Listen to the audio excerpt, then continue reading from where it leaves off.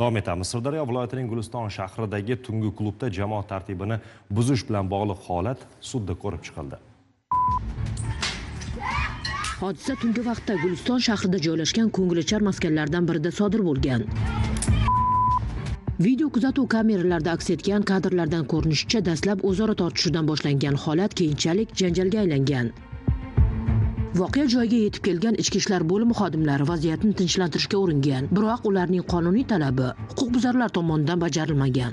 Sud majlisida aniqlangan holatlarga ko'ra, Guliston shahrida joylashgan tungi klublarning birida soat 1:00larda bir-biriga tanish bo'lgan ikki nafar shaxs tomonidan bir-birlarini baland ovozda uyatli so'zlar bilan haqorat qilishgan. Hodisa joyiga yetib kelgan ichki ishlar xodimining qonun talablariga bo'ysunmasdan huquqbuzarlik sodir etganligi holatlari aniqlandi.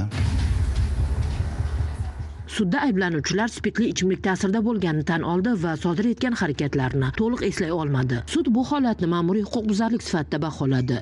Huquqbuzarlarning bir nafariga ma'muriy javobgarlik to'g'risida kodeksning 183-modda va 194-moddasi bilan 34-moddasi tartibida 5 sutka ma'muriy qamoq jazosi, ikkinchi huquqbuzarga jazo tayinlashda uning shaxsi ayol kishi ekanligi, qaramog'ida voyaga yetmagan farzandlari borligi hamda shaxs yolg'iz boquvchi ekanligi inobatga olindi. Bazaviy hisoblash miqdorining 5 baravari 2,60,000 so'm jarima jazosi tayinlandi. Sud ishi jamoat joylarida xavfsizlik va qonun ustuvorligini ta'minlash masalasi yana bir bor dolzarb ekanini ko'rsatdi. Mo'tabar Nurmuhammedova, Zohidjon Mamasoliyev, Sirdaryodan.